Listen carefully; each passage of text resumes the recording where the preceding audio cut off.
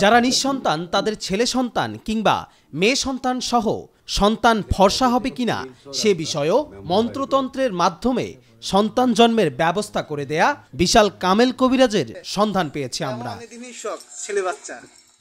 রাজধানীর খিলক্ষেতের কুড়িল বিশ্ব রোড এলাকার মেম্বার বাড়ি রোডে ৩৯,০০০ টাকার বিনিময়ে ছেলে বাচ্চা হওয়ার ব্যবস্থা করে দেয় ভুট্টু কবিরাজ।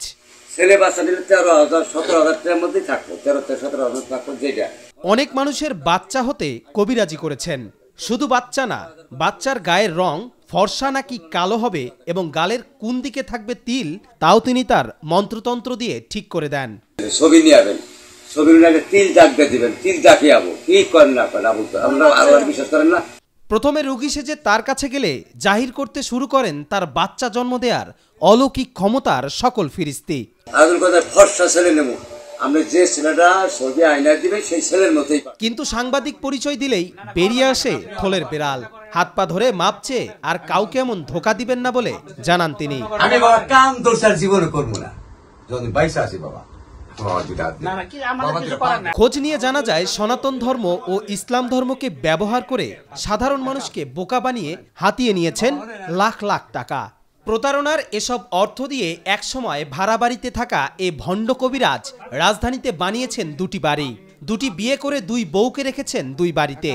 এলাকার স্থানীয় কাউন্সিলর ও পুলিশ প্রশাসন তার কাছে সেবা নেন বলে জানান।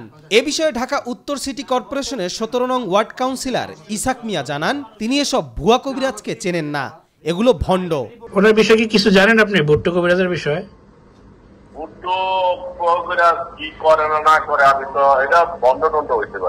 পরবর্তীতে কবিরাজ ভুট্টু মিয়া প্রতিবেদককে ফোন দিয়ে নিউজ না করার এবং প্রশাসনের ঊর্ধ্বতন এক কর্মকর্তাকে দিয়ে দেখে নেবেন বলে হুমকি দেন।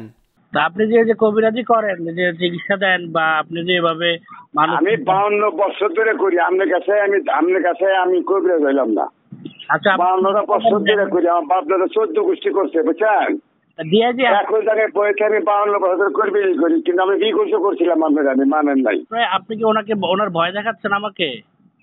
ভয় দেখাইতেছি না, আমি দেখে ছাড়ি। তুমি ভয় মানে কি কয়? এ বিষয়ে জানতে ভাটারা থানায় গেলে অফিসার ইনচার্জ কোনো বক্তব্য দিতে রাজি হননি, বরং ডিসি মিডিয়ার কাছে বক্তব্য নিতে বলেন। এরপর ডিসি মিডিয়ার সাথে মুঠোফোনে যোগাযোগের চেষ্টা করা হলে তাকে ফোনে পাওয়া যায়নি। সমাজে আমাদের আশেপাশে এমন অনেক ভণ্ড কবিরাজ ও তান্ত্রিক রয়েছে যারা আমাদের দুর্বলতার সুযোগকে কাজে লাগিয়ে কারি কারি টাকা হাতিয়ে নিতে ফাঁদ পেতে বসে আছেন। তাই দরকার সচেতনতা। যে কোনো অপরিচিত ব্যক্তিকে বিশ্বাস করে হাতে টাকা তুলে দিবেন না। কবির চৌধুরী, জয়, মাই টিভি অনলাইন।